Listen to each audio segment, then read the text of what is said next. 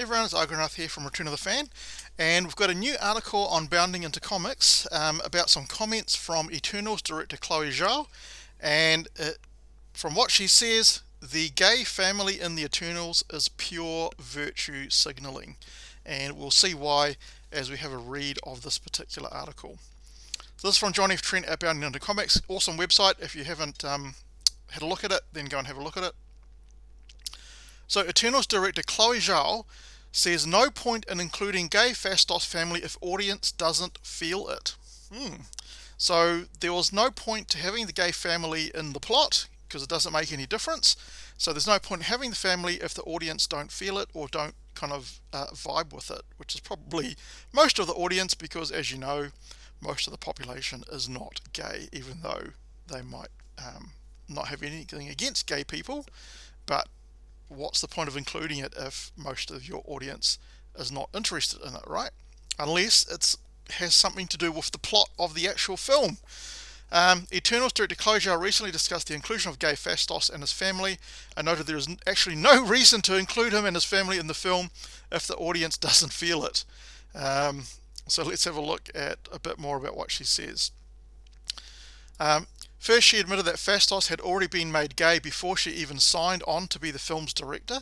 IndieWire reports, according to Zhao, introducing the MCU's first openly gay superhero was already written into the story before she signed on as director. So basically, it's being driven by the woke Marvel studio, which is owned by the woke Disney Corporation. Marvel Studios boss Kevin Feige previously confirmed this in an interview with Variety back in April. When asked if Zhao had anything to do with all the gender swaps and the inclusion of a gay hero, Feige said, "While the notion of switching up the genders, sexualities and ethnicities of the characters from the comics was baked in initially, as I said, it's all being driven by the studio. That was part of what Nate Moore was really advocating for in moving Eternals to the top of the list for us to start working on."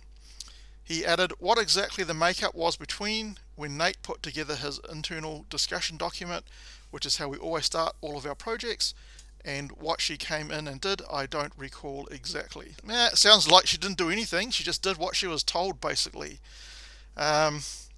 Speaking specifically to Phastos' role in the film, Zhao told IndieWire, the way Phastos' story plays out in the film is that he's someone who only sees humanity as a whole and believes that technology is going to solve the problem. Obviously, he lost faith in us for some very tough things that we've done. The director continued, and then he had to stop looking at us as a whole and look at one person he falls in love with and one child to regain the face of humanity.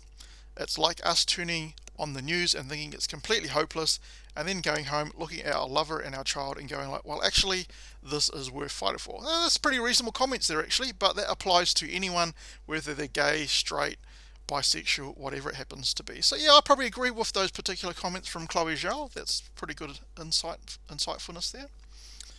Zhao then detailed that if the audience doesn't care about Phastos and his family, there was no real reason for them to be in the movie. Oh my god.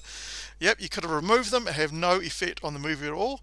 Basically, it's pure virtual signaling to say they've got the first gay character to put them and make them gay, right? To have the gay family. She explained, to position that family in that specific situation and to have that moment feel authentic and real, the audience has to feel that to care.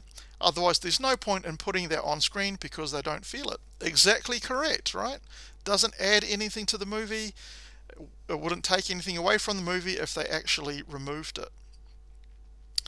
Not only did Zhao talk to IndieWire about Phastos and his family's role in the film, but she also discussed a sex scene that featured in the film. Like with Phastos, Zhao claims the sex scene was already in the treatment before she joined the movie as its director. From that moment, what you see on screen, there was definitely a lot of discussion about how to do it. I haven't seen the film, so I don't know how risque the sex scene actually is.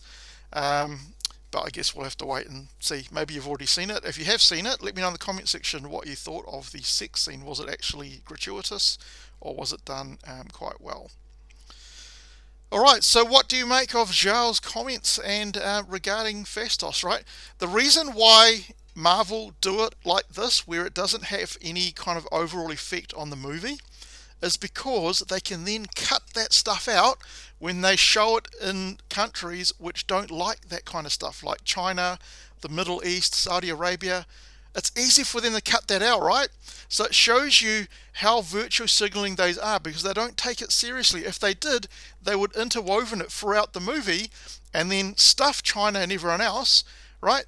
They will just watch the movie, and if they don't like it, that's too bad, right? But because they want to be virtue signalers but don't want to lose any money, they're happy to include gay stuff, bisexual stuff, lesbian stuff, but stuff that they can be easily cut out, right? I don't know if you remember in, I think it was Last Jedi or Rise of Skywalker, at the end of the movie there was a scene where there was two women kissing kind of in the background. So that was to, again, virtue signal to the lesbian community, but when it was shown in other countries, that kissing scene was completely cut out. Just goes to show you how hypocritical these Hollywood companies and corporations actually are. So don't believe they're virtue signaling. They're only doing it to look like they're wanting to show their compassion and kindness to all these marginalized groups, but in the end they're happy to cut that stuff out if it makes them money in other countries. Anyway, let me know what you think in the comment section. I haven't seen the movie because I'm stuck in lockdown. We can't go and see the movie. It's not released here in New Zealand yet anyway. But if you have seen the movie, let me know what you think. Was it good? Was it bad? What do you think of the gay family? Did it actually add anything to the movie? What did you think of the sex scene? Be also interested to know your comments. If you like this video, give it a thumbs up. If you don't like the video, you're welcome to give me a thumbs down, and hopefully I will catch you in the next video.